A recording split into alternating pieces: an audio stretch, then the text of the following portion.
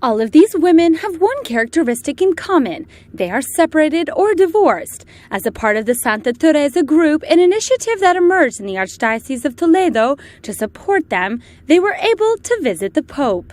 It gave me the feeling that we were meeting with the Santa Teresa group in the parish of San Juan de la Cruz in Toledo, all in a circle. The only difference was the Pope was with us. A generous Pope, humble and at the same time affectionate.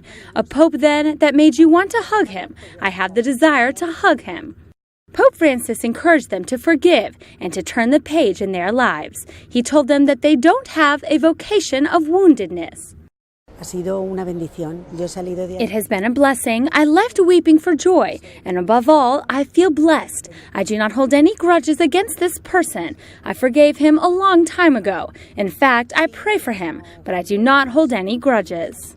This association meets once a month in a church to pray and share experiences. They come to heal their wounds, but above all, they say that they come to rediscover God. Esperanza separated from her husband 4 years ago, and during the Jubilee of Mercy, she decided to end her suffering and go to confession to reconcile with God. We spent 2.5 hours talking. It was a lovely conversation in which we laughed. We cried. It was a complete and total relief for me. I felt that I was unloading everything bad inside me at that moment. Once that confession was over, I felt that God was with me. He was by my side. He would hold my hand and lift me and help me continue on my path. This group, which helps separated women, arose in a Spanish diocese thanks to the initiative of a parish priest and a married couple.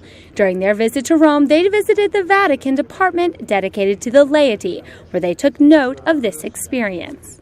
We really have to understand that family pastoral care has many facets. You have to help when there is a problem. For example, for abortion, it is not enough to condemn it. You have to go and see how you can help that person. How did this initiative begin? It was a priest and a couple who said, let's see where this can go. We began the meetings, but it was separated women who began to come. So we realized that the Lord wanted us to minister specifically to these women. We met in a parish in Toledo. We always have a time of adoration. We pray Vespers, and then during that time, some of the women, the Teresas as we call them, told me that this routine helps them the most. They said they feel that Jesus touches their hearts, that Jesus, with his wounds, touches his wounded heart and gives them peace.